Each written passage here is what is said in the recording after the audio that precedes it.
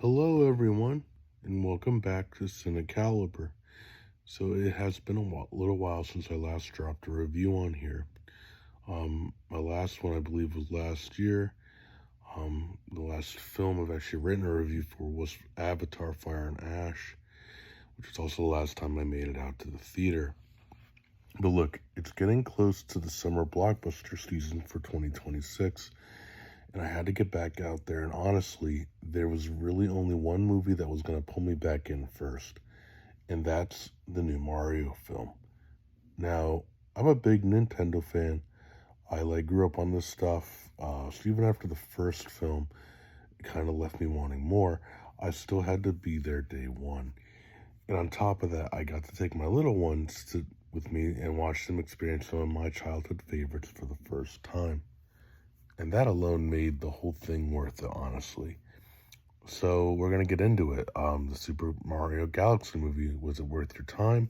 I have thoughts, both good and bad. Let's break it down here. So we're going to go into some background setup. We have Aaron Horvath and Michael Jelenic are back in the director's chairs of this film. They are the same duo behind the first film, and also if you ever watched Teen Titans Go. And they brought that same high energy, visually packed style with them. Going in, my main worry was that this would fall into that classic sequel trap where they just try to do too much. And I mean, we'll get to that. But first, let's talk about what actually worked, because there's genuinely a lot to appreciate here. So we're going to talk about, of course, what was a hit, the good. Okay, so the biggest win for this film was arguably the animation and the Nintendo nostalgia, hands down. Illumination went all out bringing the Nintendo universe to life, and I have to give credit where it's due.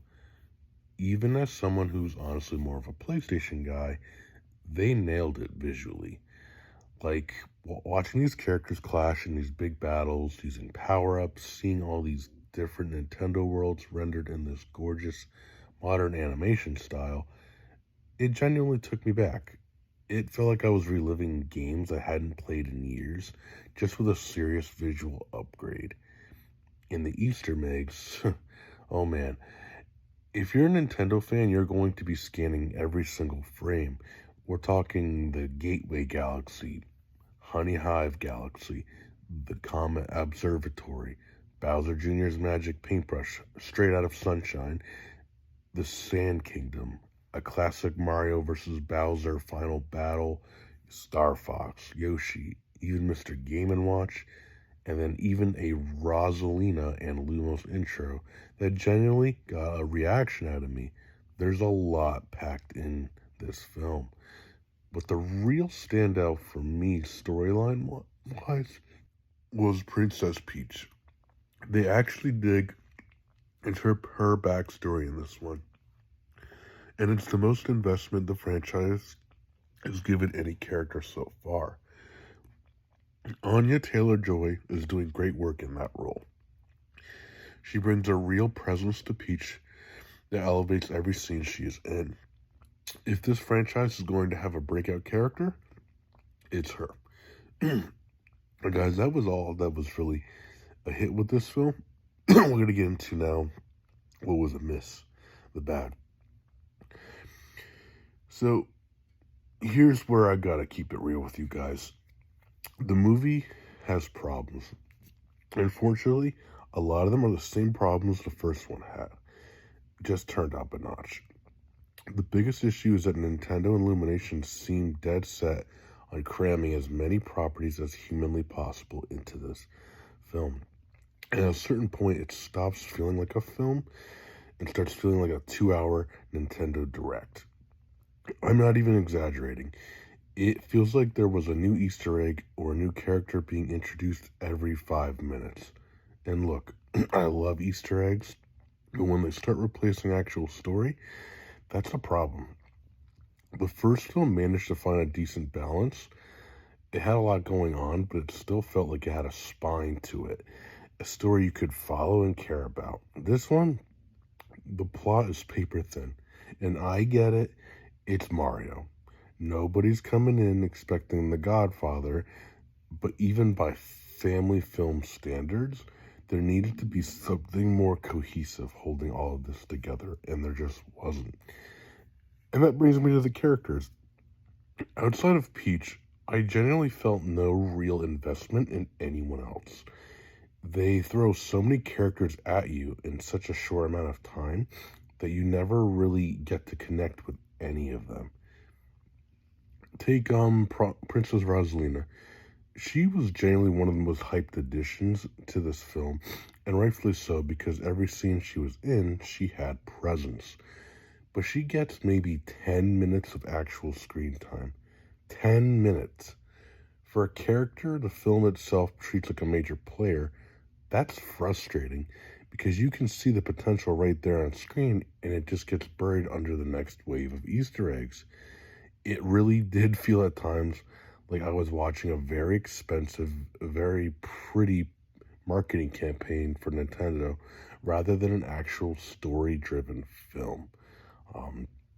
But that's really like my thoughts on the film. So let's wrap this up. So here's where I land on this one. Super Mario Galaxy movie is a fun time. Genuinely. If you've got kids, bring them. They're going to have a blast. I can promise you that. My little ones were locked in the whole time. And if you're a Nintendo fan, the nostalgia factor alone is going to carry you through a lot of the film's weaknesses. But if you're going in hoping for a step up from the first film in terms of actual storytelling and character depth, you're probably going to walk away a little disappointed like I did. It's a step down from the first one, and that first one already had room to grow.